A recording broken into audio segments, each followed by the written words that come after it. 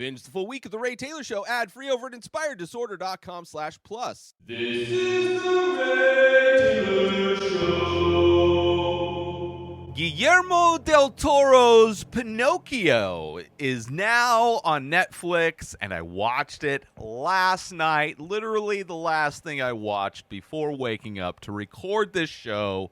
And it's a movie that I was looking forward to. I've been seeing promos of it, all kinds of behind-the-scenes look at the stop-motion animation that is the process used for this particular movie. Obviously, I recently also talked about Guillermo del Toro's Cabinet of Curiosities, the horror anthology series that is also on Netflix. I am a fan of a lot of Guillermo del Toro's work, and he definitely has a very unique visual style to his work, not only this movie in particular, but also his previous films that he has directed. And it's kind of weird that this movie is coming out. Obviously, the Disney classic film of Pinocchio is a movie that I watched many times as a child, but I have not seen probably in 20 plus years. And I have really no desire to see the Disney live action remake, as most of the Disney live action remakes are pretty garbage, in my opinion. The few that I have seen so far, pretty disappointing in comparison to the animated movies that they are trying to double dip on the audience from. And also, I just don't want to. That one's starring Tom Hanks as Geppetto, and it's a bummer to see Tom Hanks doing a bunch of kind of bad movies. Elvis being a specific one that I've seen recently, and just it's a bummer. It is such a bummer to see Tom Hanks in. It's kind of like the downfall that you saw with Robert De Niro in a lot of ways, just doing these roles where it's just, what are you doing, man? You used to be so lovable and so good in movies, and now you're doing Rocky and Bullwinkle. But this movie, excited to watch, came on Netflix, excited to watch it, and for the most part, I like this movie. This movie is kind of interesting. Obviously, the visual style is gorgeous. The stop-motion animation, I absolutely love. I think it's, one of the best stop-motion animated things I've seen in a long time. Probably the last stop-motion movies I've seen were the Wes Anderson stop-motion films, which I'm not really a fan of Wes Anderson's stop-motion films. I prefer his live-action films. But this one I enjoyed. It definitely has a unique visual style. This movie is kind of dark in a lot of ways, despite being very beautiful, despite having very unique visual styles and very unique character designs for some of these characters. It is kind of dark, and it's a bit confusing in a way. Not confusing necessarily, but feels like a movie that at times is trying to be a kid's movie, mostly because of the songs that are implemented into this movie. Very much feels like a kid's movie, but the visual style, some of the characters, and obviously some of the story elements are pretty dark. It's pretty dark and pretty, not necessarily dipping into the horror genre necessarily, but definitely more, I would assume, to be more frightening for children. So it doesn't feel like it's completely made for kids, but then also has elements that feel like it's definitely made for kids. And because of that kind of contrast and duality of this movie, it didn't work as well as I would have liked. It would have been nice for it to kind of lean into one of the other. Actually, I would have preferred ditching the songs altogether, quite frankly, and just lean into the dark nature of this movie, because I would say the majority of this movie is dark. It's sad. It's wrestling with kind of heavy subject, whether it's fascism, war, death, trauma. It's dealing with like the kind of predatory nature of show business, of propaganda, of the military industrial complex in some ways, grooming kids to fight wars. Is dealing with some heavy stuff. It's also, again, dealing with death and the way it illustrates death. I really enjoyed, and I wish I think it would have been even more amazing, at least for me, as a 42-year-old grown adult, if this movie just leaned more into that and just scrapped. I mean, the songs are. There's not enough songs for this movie to feel like it's a musical necessarily, like some of the classic Disney movies do. But I just like, in comparison to the rest of the film, almost feel out of place and tonally very different from a lot of this movie. And even the cricket in this movie is clearly supposed to be a bit of comic relief, but I don't know if it's Ewan McGregor's performance as the cricket or the writing or the story itself, but I didn't feel like those moments that clearly felt like their intention was to be comic relief, I don't think they hit.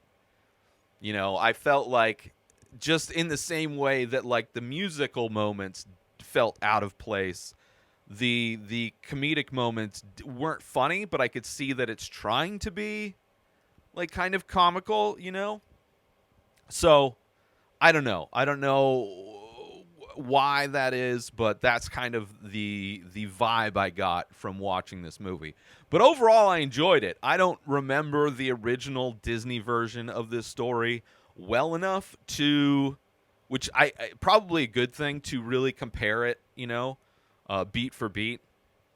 There's things about the original that I kind of remember, and I think this movie definitely touches on some of those things, but I think overall this story it almost feels like it's maybe closer to the original story in some ways, because it's going darker, it's dealing with the fascism in Italy and war, World War I, II. I'm pretty ignorant about history in a lot of ways, at least the specifics of it. So forgive my ignorance of when this is necessarily supposed to be taking place. And I doubt it. Yeah, it doesn't really say in the very small description on IMDb.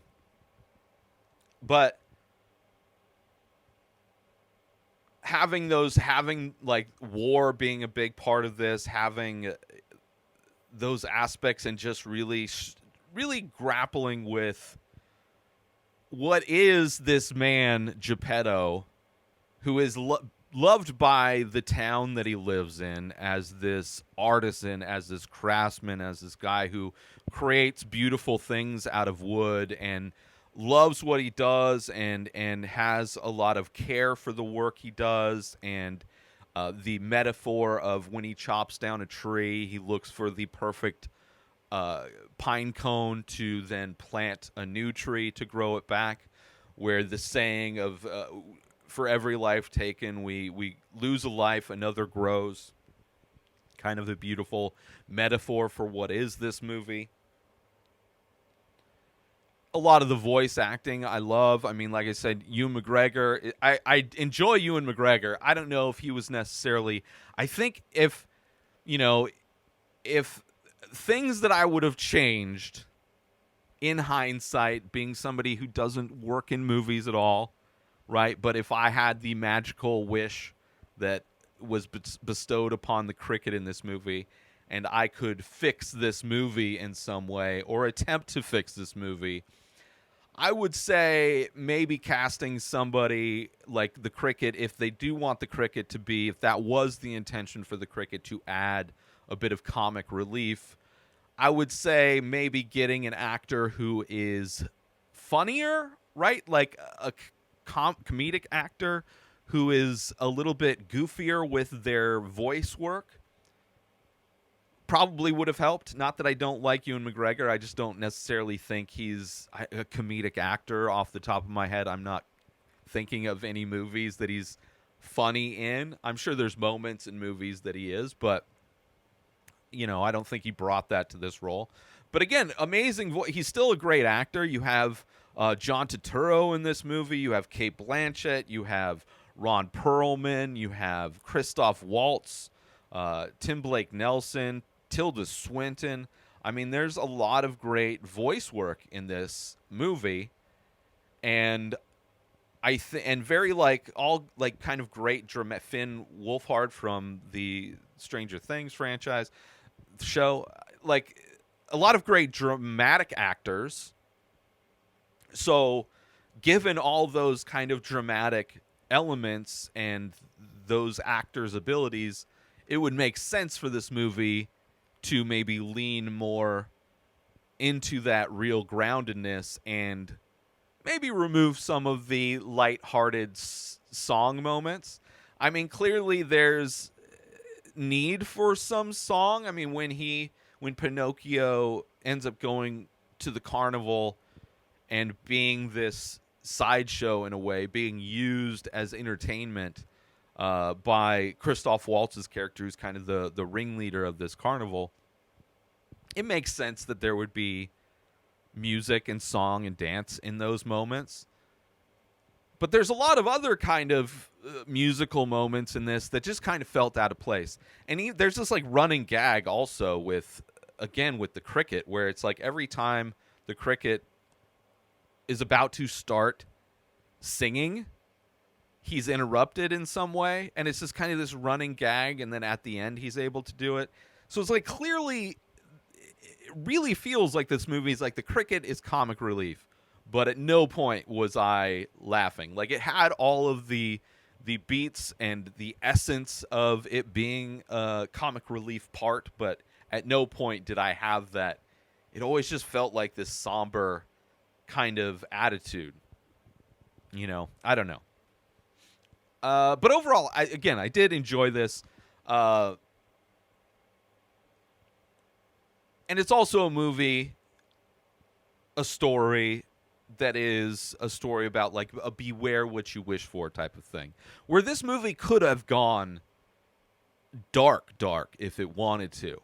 Let's take a little break from the show to promote gift certificates. If you want to purchase artwork for somebody, you have an art lover in your life, and you think they would like my art, but you don't know what painting to get them. I have over 2,000 original pieces of art for sale in my store, along with shirts and prints and other things. So I can understand that being a bit daunting if you're trying to buy something for somebody else. Give them the gift certificate, and then they can go to my website, inspireddisorder.com, and they can buy whatever paintings they want. They can buy whatever prints they want. They can buy t-shirts. They can buy hats. They can buy all the different merch. Gift certificates, which are available currently at inspireddisorder.com. And now let's get back to the show! Right, because Geppetto, I mean, it starts off sad. I mean, you have Geppetto and his kid, his son, Geppetto looks old as hell, and his son Carlo is like a little boy, so it's kind of a crazy. He doesn't look like his son. Regardless,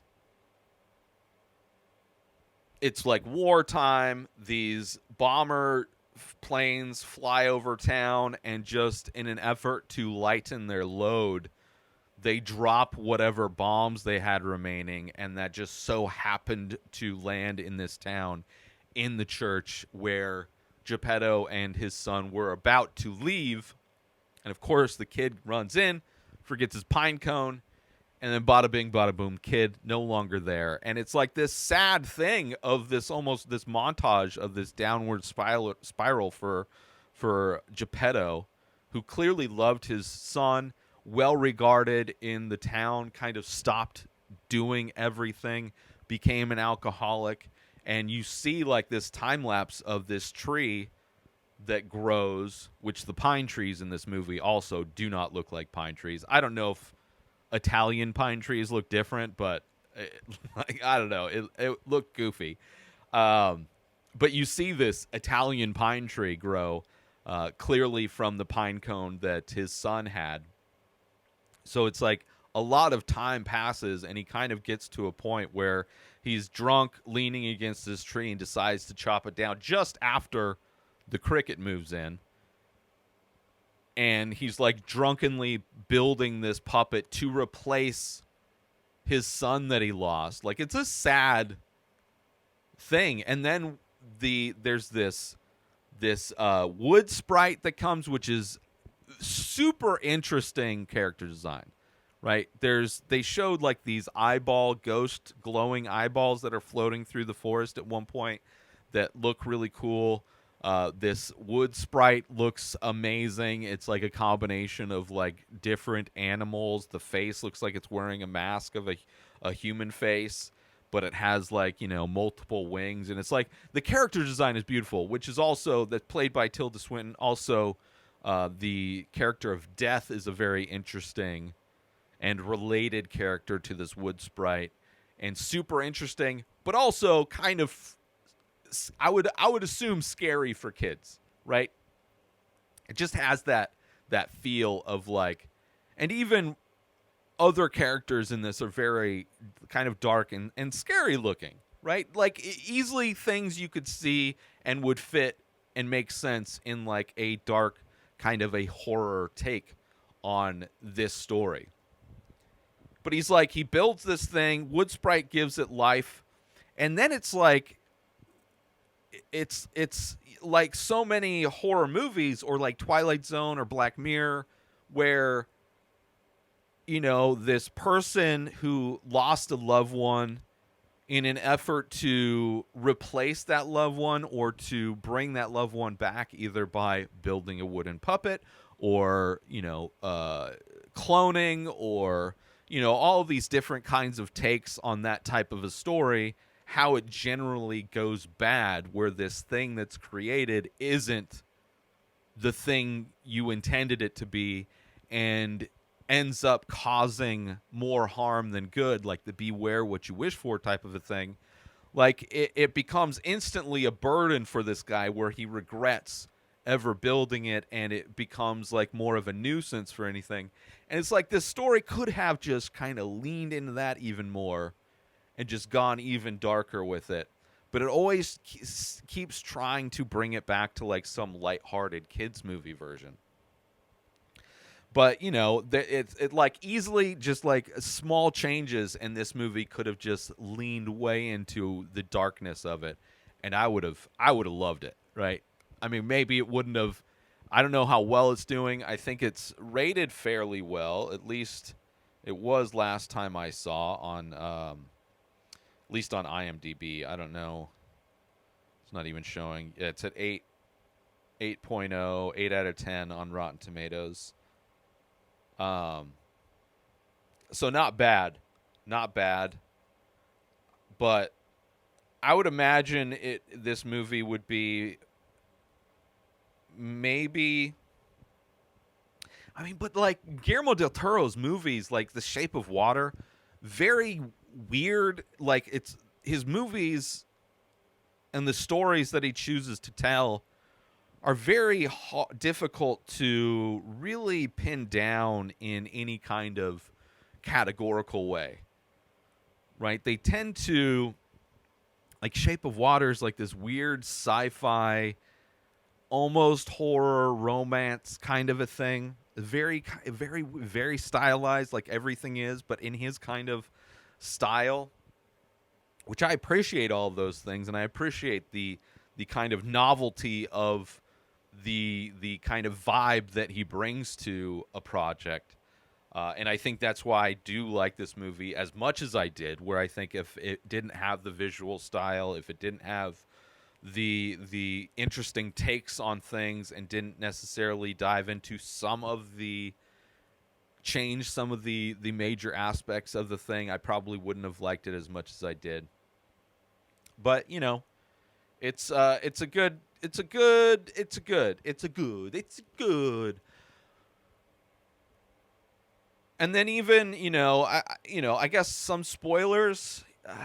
because just I think I've done enough of this non-spoilery opinions, and there's aspects that I'd like to talk about that might be spoilers. So, alert for those that maybe haven't watched it and want to get into it. So he gets brought back to life. He's chaos. He is Geppetto's trying to make him act like and be his son Carlo. Clearly not going to work.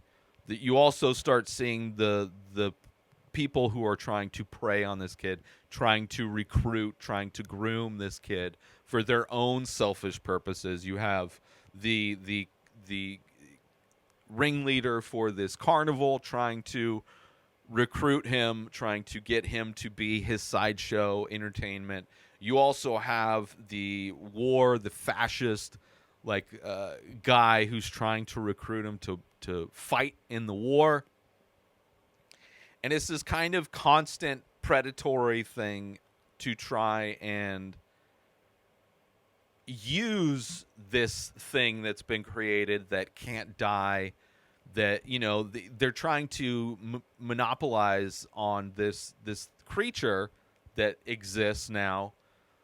For war reasons, they want him to fight the war because he can't die. The carnival guy wants him to work for him because he is a puppet that is real and doesn't need strings. So it's a very novel type of a piece of entertainment, a sideshow freak, as it were. And then you have his dad, who pushes him away, calls him a burden, and this puppet kind of goes out on his own to try and make his dad love him. And then, of course, his dad goes out to look for him, gets swallowed up. The sea creature in this is amazing looking.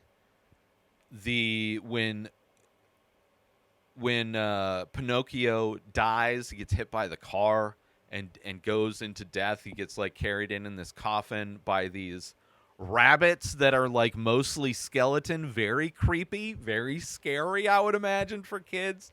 The whole idea of how death is portrayed in this movie, very interesting. I loved it. It was dark. I was like, okay, right, but then there'd be this fun, lighthearted singing moment, and it's okay.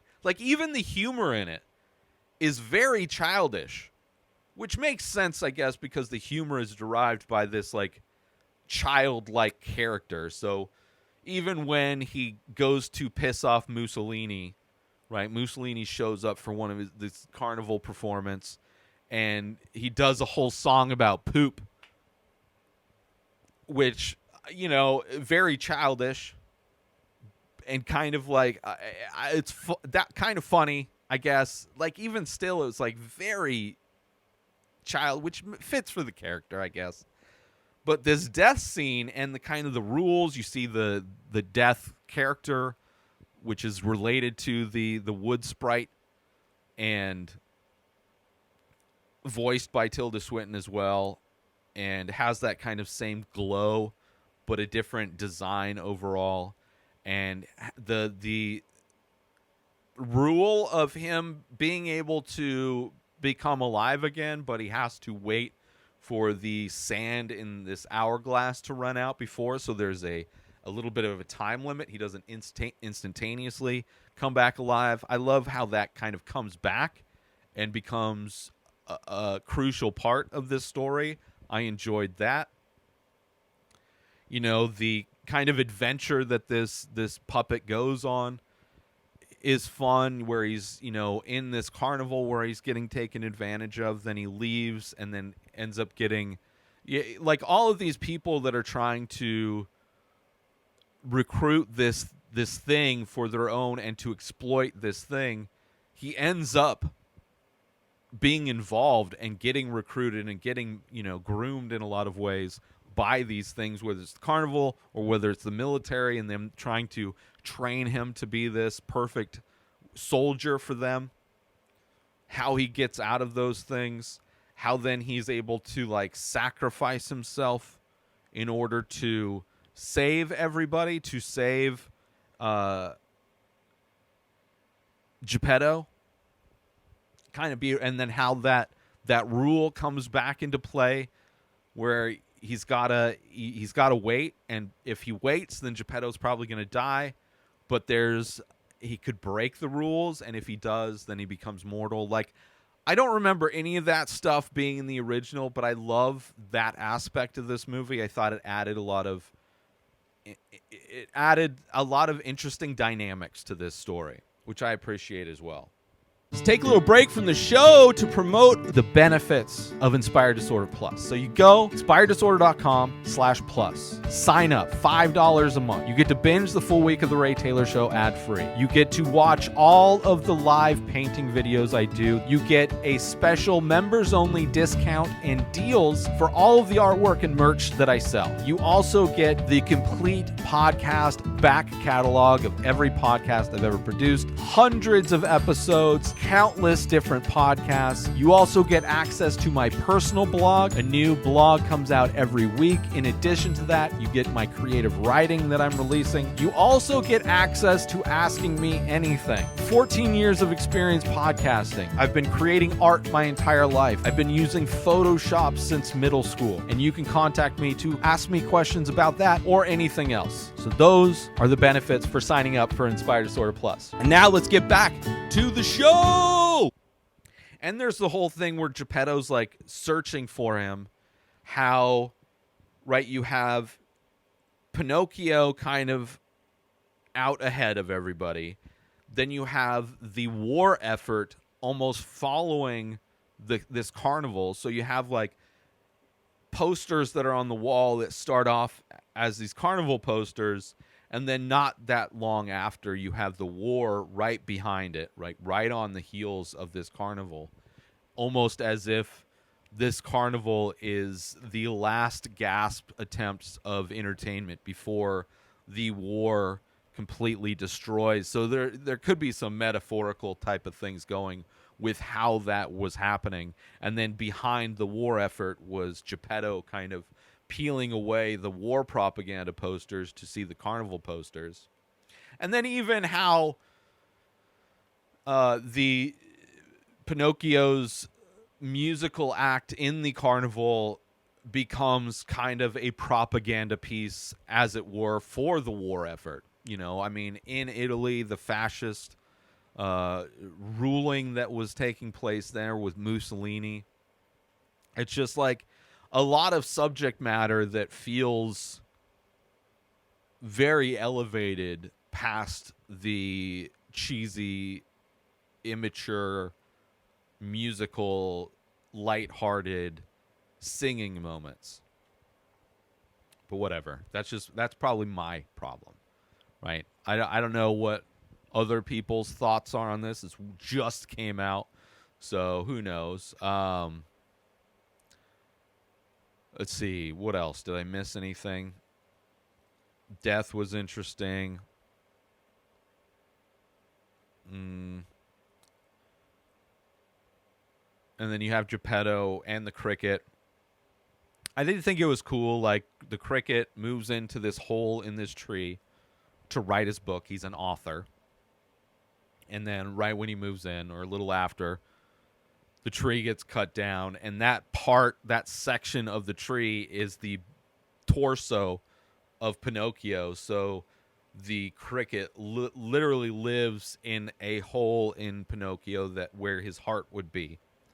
So, like, metaphorically, you know, the cricket is kind of when Pinocchio is given life. The cricket is like, if you take care of this kid, you'll be granted one wish, right? And of course, initially the cricket wants to wish for success with his book, but of course how that factors in later, because Pinocchio broke the rules of death, no longer is immortal, only has one life left, but when he comes back, it is literally to sacrifice himself so Geppetto can live, but then the cricket ends up saving him. And then it's kind of sad because you see this like montage Like, it ends sad, man. Like, there's so much sadness in this movie. And you see, like, slowly how Pinocchio just outlives everybody. Like, he only has one life left, but, you know, he doesn't age, right? He's made out of wood, right? He's made out of pine. I don't know. Wood is pretty resilient over time. It doesn't decay like the human body does, right? So as long as he's safe, he's not going to die, apparently, and outlives everybody, right? And even the cricket, like, kind of heartwarming that the cricket is, you know, in this, like, little matchbox that's put into his chest. You know, it's like beautiful. It's sad, but it's also beautiful. It's watching, not only visually, but just, like, poetic in some ways, how the life of this puppet kind of turns into him taking care of all these people that at one time took care of him. But yeah, overall, I enjoyed the movie. Visual style, and I like the visual style that it, like, everything looks like it's made out of wood. It all has a very unique look. Like, it doesn't look like any other stop motion. It doesn't look like any other type of like, it just but it still has that Guillermo del Toro vibe feel to it, right? You could almost guess that this is Guillermo del Toro, especially with the creature design. Super interesting. But yeah, I'm very interested to see other people's takes on this movie, because I would imagine it's going to be kind of split, right? Especially if you're going into it thinking it might be a straight kids movie, going into it and feeling that, like, it's definitely feels very much more mature and darker, has an edge to it, but then, you know, see how people react to those moments where it's clearly has moments that are straight out of, like, for children. So I don't know. Overall, I enjoyed it. I think it could have been better. It's not going to be like my favorite movie of the year. It's not my favorite Guillermo del Toro movie. But I don't know. It might be my favorite. I'd be very interested to go back and rewatch the other Pinocchio movies. If only this would be the only reason I would watch the Tom Hanks live action one. But I know there's been a few over the years, live action, and then of course the Disney classic animated one. It would be interesting. If there's more than 5, there's at least 5 of them. Eventually I'll do a top 5, which would force me to rewatch all of them. And I wouldn't be surprised if this was my favorite out of all of them.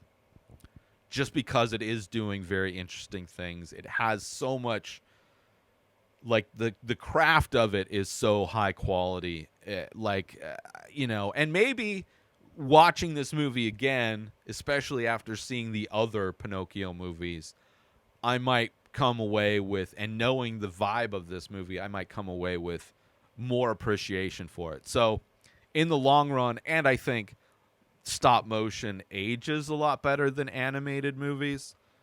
So I think this could be a movie that lasts a long time and becomes a classic in a lot of ways, which would not surprise me at all. And, you know, my opinions could be wrong, which it wouldn't be the first time I'm wrong. I'm completely okay with being wrong. I've changed my opinions on many things. I have come to the conclusion that I've been wrong on a lot of stuff. This could be another one of those things, given a long enough timeline. Things change, opinions change, and perceptions of things when you revisit them, coming in with less baggage or coming in from a different type of perspective, you know, it can hit you differently. So, but overall, I enjoyed it. It's on Netflix. Check it out. It's like a little over 2 hours long, so a little bit long, but it's an adventure. There's a lot of things that happen in it, which that's one of the things I do remember from the original, the Disney one, that it feels like a journey. It's a journey that these characters go on.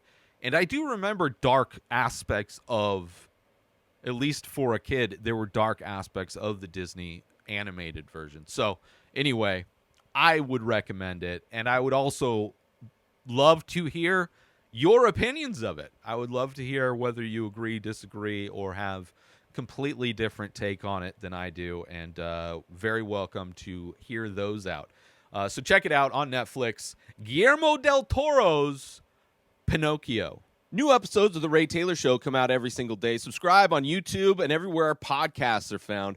Binge the full week over at inspireddisorder.com/plus. Buy Ray Taylor Show merch over at inspireddisorder.com. Have a wonderful day, everybody. Peace out! Today is the day where you wake up and you realize that everything that you've been dreaming about, everything that you've been wanting, every goal and wish and hope that you've ever had can become real. Dreams can come true. What you manifest in your mind, you can bring to reality.